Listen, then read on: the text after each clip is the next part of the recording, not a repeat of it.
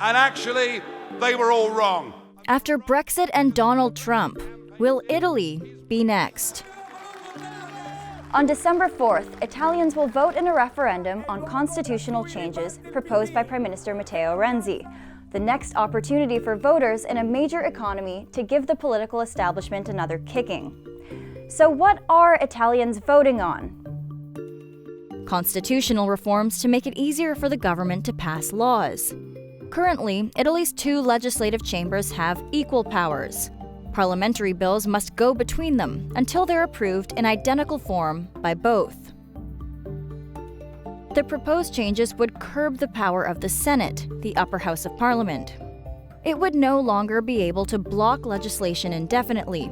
It would be consulted on fewer matters, and it would lose the power to confer or deny a vote of confidence on a government.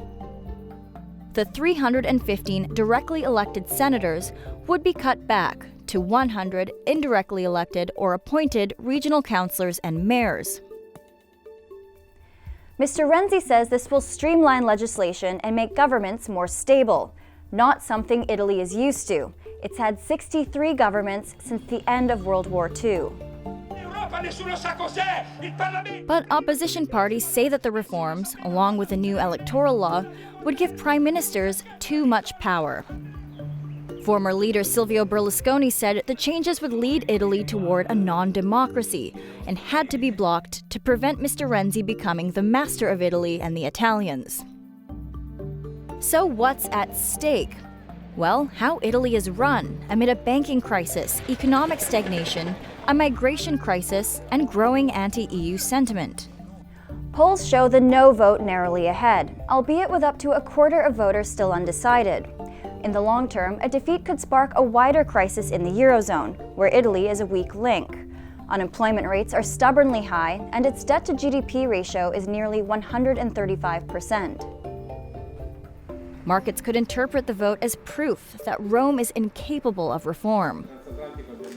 Mr. Renzi's position is also on the line. He said he would resign if he loses the vote, causing worry that Italy could face a long period of political instability.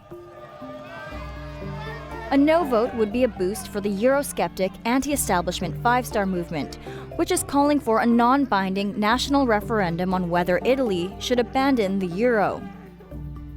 Italy will hold a general election sometime in the next 18 months, and while current polls put Mr. Renzi's Democratic Party just ahead of the five-star movement, that could change if Mr. Renzi quits.